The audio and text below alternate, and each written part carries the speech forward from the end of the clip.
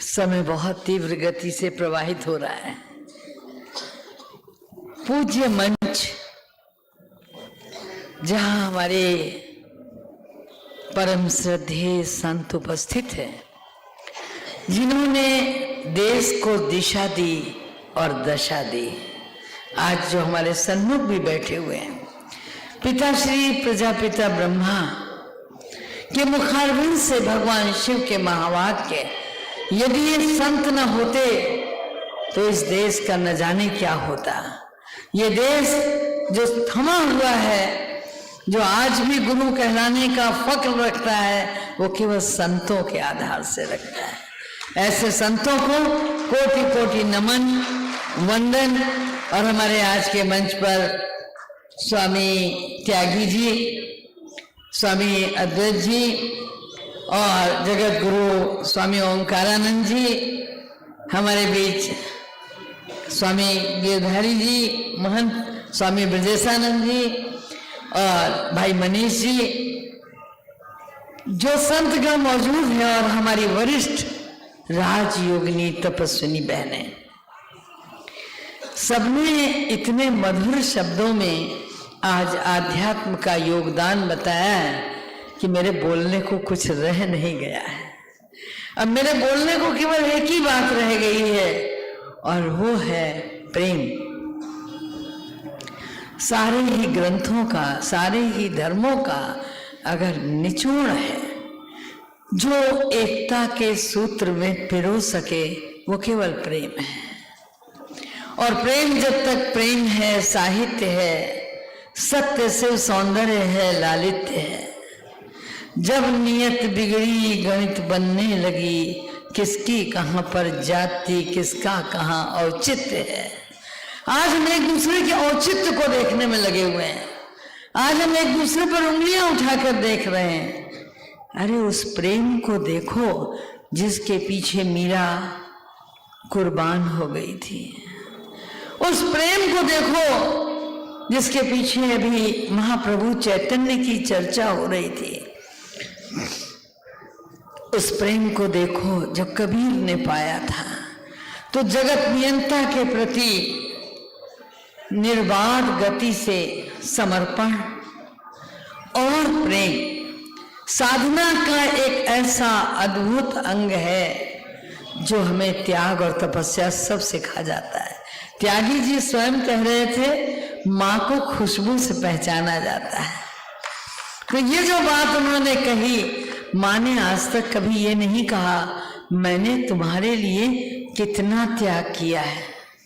करती चली आती है, करती चली आती है।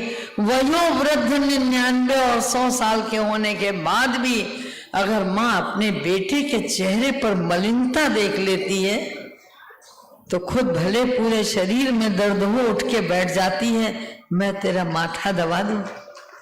सोचिए ये बात कि त्याग कहाँ है, प्रेम में निहित है। प्रेम कहाँ है, समर्पण में निहित है। समर्पण कहाँ है, श्रद्धा में निहित है। तो जब हम आध्यात्म का दामन पकड़ते हैं तो ये प्रेम, श्रद्धा, समर्पण सब कुछ साकार हो उठता है। और इसको साकार करने के लिए ही सनातन शब्द का प्रयोग होता है। सनातन कुछ और नहीं है। संसार का उतना विशाल बीज रूप स्वरूप है सनातन, माने सदातन, जिसका कभी विनाश न होता हो। तो उसकी स्थापना करने वाला भी तो अविनाशी होगा। उस जगत नियंता ने इस सनातन की स्थापना की, और यह सनातन इतना विशाल है कि इसने कभी नहीं कहा मैं अकेला जीऊंगा इस विश्व में, तुम हट जाओ मेरे सामने से। भारतीय दर्शन की वांग में जितनी धाराएं हैं सबको समेटता चला गया। आ जाओ, आ जाओ, तुम भी आ जाओ। तुम आए हो, चारवाक आए बोले तुम भी आ जाओ। महात्मा बुद्ध आए बोले तुम भी आ जाओ। महावीर स्वामी आए बोले तुम भी आ जाओ। कभी सनातन ने अपने दरवाजे नहीं बंद किए। जहां वेदों की ऋचाओं का उद्घोष होता है, जहां हमारे शास्त्रों की बात होती है, जहां पौराणिक ग्रंथों की चर्चा होती है वहां सनातन ने हर उस नए संत का स्वागत किया जिसने इस पूरे संसार में कहीं से कुछ टपक रहा हुआ तो उसको बंद करने की कोशिश की। अगर नैतिकता कहीं टपकने लगी, अगर मानवता कहीं कराहने लगी तो संत सामने आया। मुझे आज वो बात याद आती है कि जिस समय झांसी की रानी लक्ष्मीबाई अंतिम प्रहर में थी, अंतिम पलों में थी, उन्होंने संत से कहा था मेरे शरीर को ये न पाए, ये ध्यान रखना। और उस संत ने उठा करके अपनी झोपड़ी में आग लगा दी थी जिसमें रानी का शरीर जल गया था। रानी को अंग्रेजों ने नहीं पाया अंत तक। तो ये संत दिशा भी देता है, ये संत दशा भी देता है और समाज को नैतिक मूल्य भी देता है। ये आध्यात्म का विषय जो रखा गया वो इसीलिए कि आध्यात्म का मतलब है केवल पठन पाठन नहीं, केवल स्वांतः सुखाय नहीं, परांतः सुखाय। औरों के लिए जीना यह आध्यात्म सिखाता है। और सबसे बड़ी चीज अपदीपो भव, बोध होना। जिस दिन बोध हो जाएगा उस आत्म तत्व का, वहां कोई पराया लगेगा ही नहीं। वहां मीरा की वो दशा हो जाएगी कि हारी तो पिए की भई और जीती तो पिए मोर। दोनों तरफ से ही मैं तो उसकी ही हूं और उसकी ही रहूंगी। परमात्मा के प्रति जब हमारा समर्पण होता है तो उसके कहे हुए महावाक्यों को जीवन में उतारने में, या दूसरे शब्दों में संतों की भाषा में कहें, देवत्व को ढालने में समय नहीं लगता।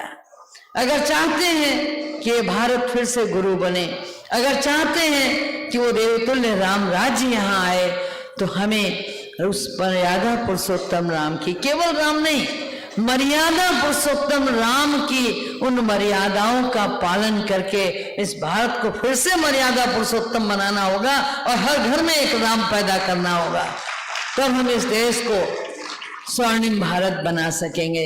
इसी के साथ मैं सबका एक बार हृदय से कोटि कोटि अभिनंदन और अभिवादन करते हुए नमन करती हूँ। वक्त इजाजत नहीं देता, विलंब से शुरू हुआ इसलिए समय हो गया, क्षमा चाहूंगी।